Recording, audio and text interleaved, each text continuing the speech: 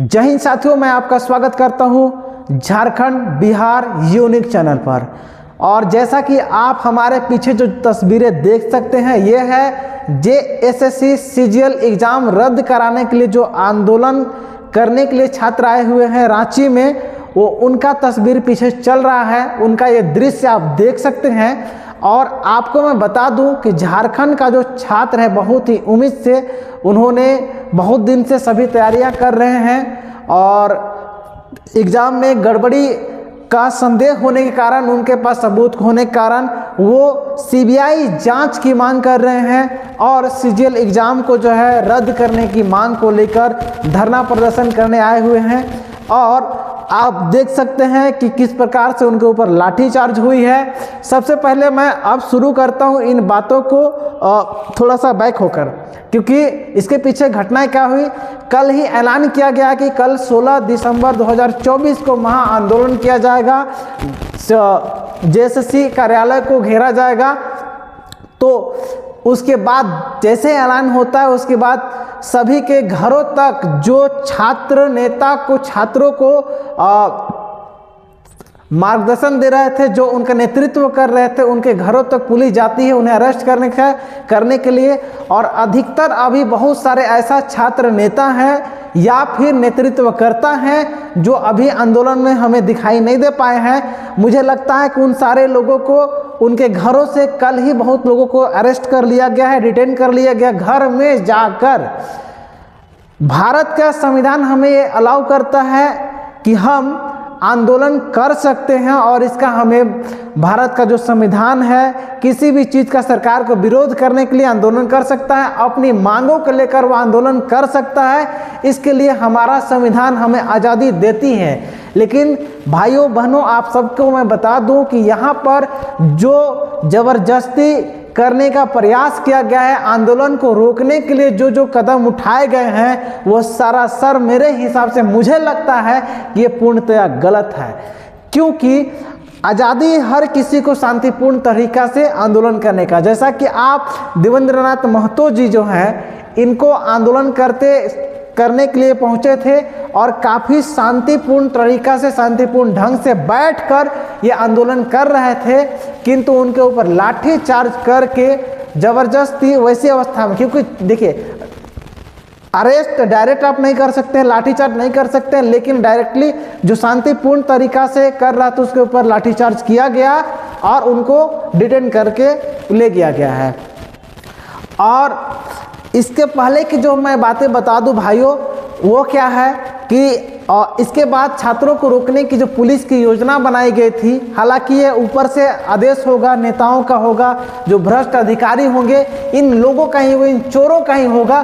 क्योंकि ये लोग जो है पेपर बेच दिए हैं सीजीएल एग्जाम का पैसा ले लेकर, और सीट बेच दिए हैं, जिस कारणवश हर तरीका से छात्रों को आंदोलन को सफल नहीं होने देने के लिए पुलिस प्रशासन के ऊपर ये लोग दबाव पक्का बनाए होंगे। मेरे को ऐसा ही लगता है, क्योंकि आज तक के इतिहास में ऐसा नहीं हुआ है कि जो भारतीय संविधान हमें इजाज़त देती है कि आप अपनी मांगों को लेकर आंदोलन कर सकते हैं, तो बोलने का अधिकार देता है, आंदोलन करने का अधिकार देता है, जिसका हनन करने का पूर्ण प्रयास किया गया है। आपको मैं बता दूं कि जो छात्र आंदोलन करने के लिए अपने जिला से, अपने डिस्ट्रिक्ट से रांची की ओर प्रस्थान करने के लिए गए थे, तो उन्हें जगह जगह कई जगह रोका गया, जो कि पूर्णतः गलत है।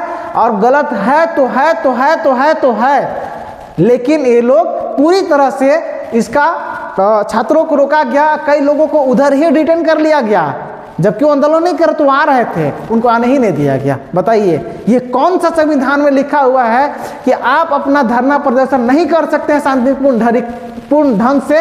आप खुद बताइए। ये जो है मनमानी तरीका से डिटेन किया गया है। ये जो आंदोलन है उसको रोकने का जो तरीका है वो बिल्कुल गलत है। ऐसा नहीं होना चाहिए जो कि आज हुआ है। पूरे भारत के इतिहास में हमें नहीं लगता है कि आज तक तो कोई भी ऐसा क्षेत्र, बीजेपी, इससे पहले हेमंत सोरेन का जो सरकार था, उसके पूर्व बीजेपी की सरकार थी, उसमें भी कई आंदोलन हुए हैं, लेकिन बीजेपी की सरकार इस तरह से शांतिपूर्ण तरीका से जो आंदोलन हो रहे हैं, वैसी अवस्था में कभी भी इस तरह का डिटेन नहीं किया गया है, लाठीचार्ज नहीं किया गया है कि जो शांतिपूर्ण तरीका से बैठकर आंदोलन कर रहा हो और उसके ऊपर लाठीचार्ज कर दिया गया हो। ऐसा नहीं हुआ है इस इतिहास में। लेकिन जेएमएम का जो सरकार है अभी झारखंड में हेमंत सोरेन का सरकार है, जिसमें शांतिपूर्ण तरीका से जेएसएससी सीजीएल को रद्द कराने और सीबीआई जांच करने की मांग को लेकर जो धरना प्रदर्शन के लिए जब बच्चे पहुंचे थे तो उनके ऊपर लाठीचार्ज किया जाता है, जो कि शांतिपूर्ण तरीका, कभी भी छात्र उग्र नहीं हुए थे लेकिन उनके ऊपर लाठीचार्ज कर दिया जाता है, जो कि किसी भी तरह से संवैधानिक तरीका से वह सही नहीं है। तो साथियों आप क्या कहना चाहेंगे कमेंट बॉक्स में भर दीजिए। पूरा ये झारखंड बिहार यूनिक चैनल आपके साथ है साथियों, पूरा जमा दीजिए, आप लोग पूरा शेयर मार दीजिए, आप लोग पूरा झारखंड में फैला दीजिए ताकि अगली बार सोच समझकर अपना वोट दें। दूसरी बात मैं कहना चाहूँगा, वोट के नीचे अभी आप कमेंट बॉक्स में आपको देख सकते हैं कि कमेंट में अन्य जो चैनल चल रहे हैं उसके पीछे एक न्यूज के नीचे लग रहा है, जो अन्य लोग जो लिख रहे हैं वो लिख रहे हैं कि यहाँ के माताएं बहनें तो बिक गई 1000 में। आप लोग पैसा के लालच में वोट मत दीजिए। सबसे पहला मैया समान योजना की मैं बात करूंगा।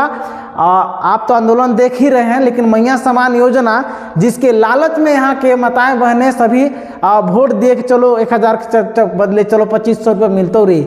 लेकिन आप देखिए मैया के समान, जैसा कि जयराम महतो ने कहा, मैया के समान तब होगा जब उसका भाई का सम्मान होगा।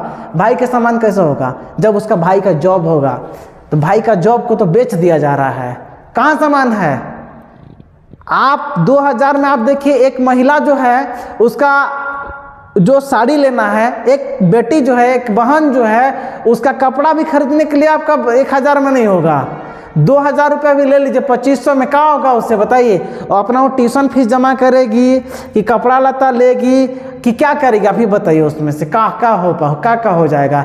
लेकिन वहीं अगर उसका भैया को अगर नौकरी लग जाता है, उसका भाई को नौकरी लगता है, उसका हस्बैंड को नौकरी लग जाता है, सरकारी जॉब में अगर रहता है, तो अपना सैलरी से माँ बहन सबका परिवार, बेटा बेटी सबको वो पाल पोस सकता है। लेकिन सरकार अगर सीजीएल की सीट बेच देती है तो कैसे संभव हो पाएगा बताइए? और नौकरी जो है बेच दिया जा रहा है, जो कि सही नहीं है। ईमानदारी पूर्वक ऑनेस्टली आप एग्ज़ाम नहीं लेते हैं, पैसा ले लेकर अगर बेचा जा रहा है तो ये पूरा गलत है, जिसका जांच होनी चाहिए।